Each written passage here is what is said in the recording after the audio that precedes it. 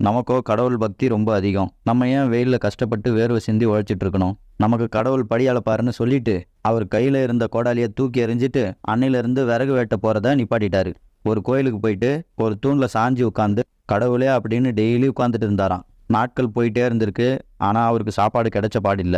ஆண்டவா, என் பக்தி மேல உனக்கு நம்பிக்கை இல்லையா? நான் இப்படியே பட்னியா கிடந்து சாக வேண்டியதுதானா?